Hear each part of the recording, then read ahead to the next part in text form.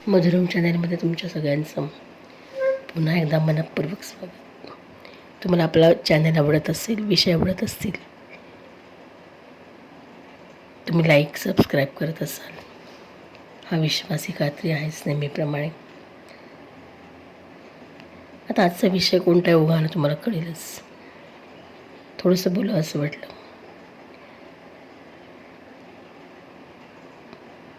प्रत्येक वेळी काहीतरी नवीन घेऊन येण्याचा मी प्रयत्न करते, तर ते विषय तुम्हाला तुमच्यातले वाटत असावेत असा विचार घेऊन सरतात. मी कोणी फार मोठी नाही, जे तुमच्या मनात येतं तेच मी बोलते असा आपण विचार केला तरी काही हरकत नाही. कोणतीच गोष्ट मुळात चांगली किंवा वाईट नसतेच. मुळे प्रत्येकाच्या विचारसरणीनुसार, मनोवृत्तीनुसार ती ठरत असते असं आपण म्हणतो. म्हणजे एखाद्या माणसाकडून त्याचं सर्वस्व जर तुम्ही काढून घेतलं, हिरावून घेतलं, तरी एक गोष्ट तो कधीच आपल्याकडनं हिरावून घेणार नाही, आणि ती म्हणजे माणसाच्या स्वातंत्र्याच्या कल्पनेतील शेवटची बाब म्हणजे त्याची मनोवृत्ती. कारण सगळं शेवटी तुमच्या मनोवृत्तीवरतीच अवलंबून असतं. माणूस हा एक लोहचिंबक आहे की तो त्या माणसाच्या विचारसरणीला धरून त्या माणसाकडे अट्रॅक्ट होतो, अडकतो, आणि नकळत त्याच्या हातनं काही चुका चांगल्या गोष्टी घडतात. म्हणजे सगळं त्याच्या मनोवृत्तीवर अवलंबून असं म्हणतो. पण ह्या मनोवृत्तीमधनं कधीकधी वेदना निर्माण होते, कधीकधी जखमा दिल्या जातात, आणि या जखमांमधून मानवी मनाच्या अनेक मनाची स्थित्यंत्र बघायला मिळतात. काय आहे ते जखमा? जसं म्हणतात, वेदनेत जन्मे हरी संकटात रांगे, हा वास्तव रूप याचं दर्शवतो असं म्हणतात. आणि श्रीकृष्ण आणि वेदना याचा तर जवळचा संबंध आहे, जवळचं नातं आहे. कारण कृष्ण म्हणजे त्याग हे समीकरण आपल्याला माहिती आहे. थोडं वेदने पलीकडेही काय होत असेल मनाच्या पातळीवर असा विचार केला तर वेदनेतूनच जन्माला आलेली संवेदना म्हणजे जखम. वेदनेमधनं जन्माला आलेली मनाची संवेदना म्हणजे जखम. तुम्हाला कळलं असेलच मी आज कोणत्या विषयावर बोलणार आहे. जखम ही वेदनेची जुळी बहीण असं जरी आपण म्हणलं तरी काही वावगं ठरणार नाही.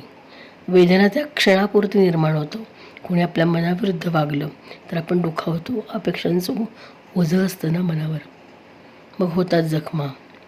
ही संवेदना जखमेच्या रूपात मनात कुठेतरी शिल्लक राहते.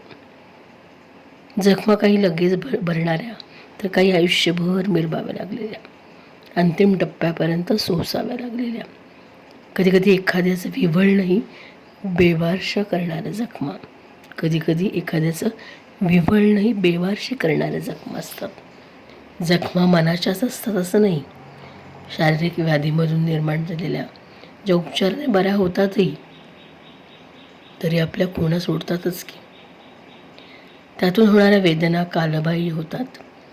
त्या वेदना तात्पुरत्या असतात, कधीकधी आपल्याच मनाच्या तर कधी इतरांनी दिलेल्या असतात. जखमा त्या वेदनांची दाहकता किती यावर अवलंबून असतात, आणि ती किती घ्यायची ही आपली विचार प्रक्रिया, मनोवृत्तीच ठरवते. ती व्यक्तिजन्य आहे असं म्हणता येईल. व्यक्तिजन्य जखमा वरवरच्या की खोलवर, हे आपल्या किंवा न, म्हणजे सकारात्मक, न म्हणजे नकारात्मक विचारावरतीच अवलंबून आहे. जखमा म्हणजे जड, खऱ्या आणि मानी. मीच लावला याचा अर्थ. जखमा या शब्दाची फोड आपण अशी केली, जखमा म्हणजे जड, खऱ्या आणि मानी. त्या जखमा कुणाला तरी पटलेली म्हणून खऱ्या, मानी एक गोष्ट आपल्यासाठी चुकीची असली तर दुसऱ्याला ती बरोबर वाटतेच, म्हणून त्या मनस्वी आणि मानी असे म्हणता येईल. म्हणून त्यातील वेदना संपल्या तरी त्या खुणा जखमेच्या नकळत मनावरती, शरीरावरती राहतातच असं म्हणता येईल. म्हणजे वेदनातून निर्माण झालेली संवेदना म्हणजे जखम आहे, आणि ती जखम आपली खून ठेवून जातेच. आपल्या चेहऱ्यावर वयानुसार कितीही सुरकुत्या पडल्या तरी मूळ चेहऱ्याचं स्वरूप त्या काळ्या पुरुषालाही बदलता आलेलं नाही. चेहरा आहे तसाच राहतो, तशाच या जखमा माफीच्या जाणीवेतून क्षमेच्या रूपात विरून जात नाहीत, तर त्यातील वेदनेची दाहकता फक्त कमी होते. कुणाकडून मिळालेल्या जखमा जरी माफी मागितली, क्षमा मागितली तरी निघून जातात असं नाही, तर त्याची दाहकता वेदनेची फक्त कमी होते. म्हणून तर म्हणतात ना, शब्द जपावा बोलण्याआधी. गेलेले शब्द परत येत नाहीत, ते जिव्हारी लागत त्याच्या जखमा होतात आणि त्या आपलं अस्तित्व दाखवतातच.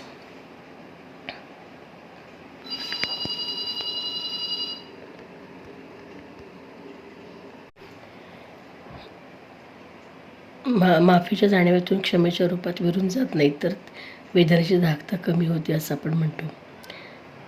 ते शब्द जिव्हारी लागतात, जखमा होतात आणि आपलं अस्तित्व दाखवतातच. आपल्या आयुष्यामध्ये असे अनेक प्रसंग येतात, कधी व्यक्तींमुळे, नातेसंबंधांमुळे, यातून होणाऱ्या कधी व्यक्त तर कधी अव्यक्त वेदना जखमा देऊन जातात. शेवटी माणूस म्हणजे देव नाही ना, त्यालाही मन आहे, भावना आहे, कुटुगोड विचारांची झालर आहे आणि त्या मनाला विकारांची छिद्र असतात आणि या मनाला एकसंग राहून ती कधीच देणार नाहीत आणि हीच तर परीक्षा असते. म्हणून तर म्हणतात ना की परमेश्वराचे अधिष्ठान सावरते मना देते समाधान. त्यामुळे जखमा कधी कुठून कोणाकडून कशा मिळतील हे सांगता येत नाही, फक्त त्याची दाहकता कमी जास्त असू शकते. लहानपणी आईने एखाद्या वाईट कृती झाली आपल्या हातून तर शिक्षा दिली असेल किंवा एखाद्या मिळालेला धम्मक लाडू सुद्धा आपल्याला वेदना देतो, पण ती तात्पुरती जखम असते, कारण त्या वयात मन म्हणजे काय ही गोष्टच आपल्याला माहिती नसते ना आणि जगराठी माहिती नसते. पुढं आपण किशोर वयामध्ये पदार्पण केल्यानंतर जगात पडलेलं आपलं पहिलं पाऊल पाजील आत्मविश्वास जागवतं आणि नवलाईनं भारलेलं मन कधी मनाविरुद्ध वागायला लावतं आणि परिस्थितीजन्य वेदनांना सामोरे जाताना मिळणाऱ्या जखमा बळबळणाऱ्या असतात आणि त्याची वेदना समाजविरोधी असली तरी आत्मसुखाचाच विचार करते असं म्हणता येईल. पण मन हे मानायला तयार नसतं, मग नकोशा गोष्टीतून निर्माण होतात जखमा आणि ज्याच्या त्याच्या मनाच्या भावविश्वावर त्या अवलंबून असतात. आज सर्रास आपण रोज अशी अनेक उदाहरणं बघतो की स्वतःचं मन ताब्यात नसल्यामुळं हातनं घडणाऱ्या वाईट कृती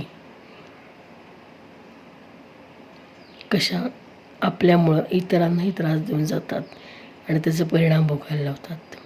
शेवटी सगळं तुमच्या मनोवृत्तीवरच म्हणतो आहे आपण, हेच तर आहे. कौटुंबिक पार्श्वभूमीचं योगदान इथं अतिशय महत्त्वाचं असतं, कारण त्यातून मिळणाऱ्या जखमा शेवटपर्यंत मनाच्या कोपऱ्यात घर करून राहतात.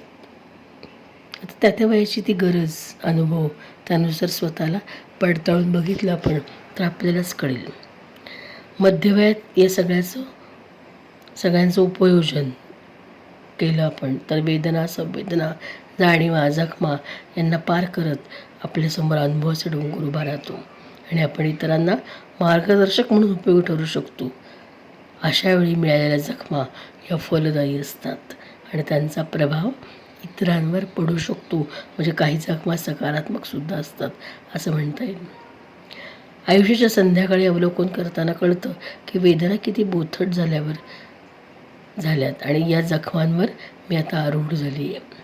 अनुभवानं समृद्ध होत जाणाऱ्या जड खऱ्या मानी जखमा हलक्या खऱ्या स्वाभिमानी व्हायला लागतात आणि त्या परिस्थितीत वेदनेलाही दीर्घ करत आपलं अस्तित्व दाखवायला विसरतात.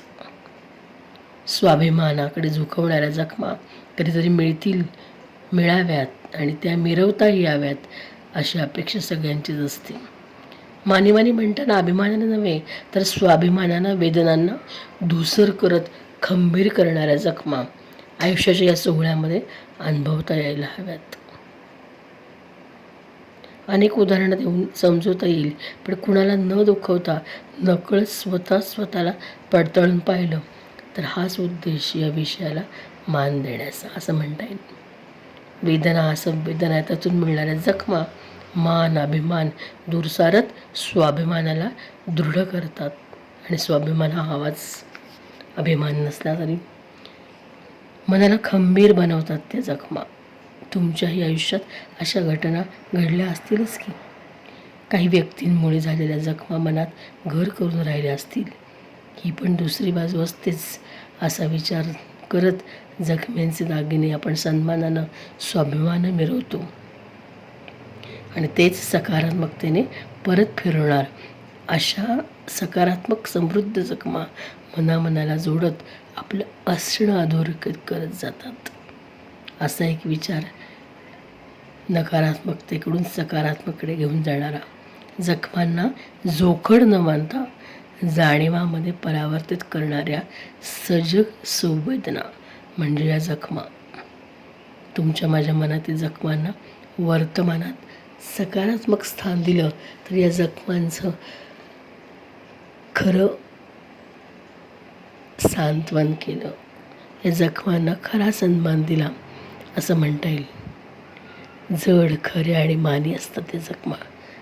स्वाभिमान टिकवून ठेवतात आणि कधी कधी आयुष्यामध्ये अशा जखमा मिळायलाच हव्या. त्यामुळे आपण व्यक्ती, परिस्थिती या सगळ्यातून बाहेर पडत, स्वतःला ओळखत पुढे जातो नकळत आणि कुठे कसं काय वागावं हे ठरवतो. पण शेवटी हे सगळं समोरच्याच्या दृष्टिकोनावरती अवलंबून असतंच. पुन्हा तेच एका हाताने टाळे वाजत नाहीच. मग अशा जखमा का द्यायच्या दुसऱ्याला, का घ्यायच्या आपणही? तर त्या जड, खऱ्या माने जखमांना आपल्या आयुष्यामध्ये कमी स्थान देऊया आणि वेदने आणि संवेदनांचं रूपांतर जाणीवामध्ये करत एकमेकाला साथ देत पुढे जाऊया. कारण कुठलीच गोष्ट या जगामध्ये कायम टिकणार नाहीच. सगळं कधीतरी संपून जाणार आहे हा विचार असावाच. म्हणून तक्रारी करणं बंद करत तुमच्या माझ्या मनात ज्या प्रतिमा आहेत त्यावर फक्त आपलाच अधिकार आहे असं म्हणत स्वतःबद्दल आपल्याला जे मनापासून वाटतं तेच आपण असतो हा विचार घेत या जखमांना आपल्या आयुष्यामध्ये सकारात्मक स्थान देत पुढे जाऊया असं म्हणते.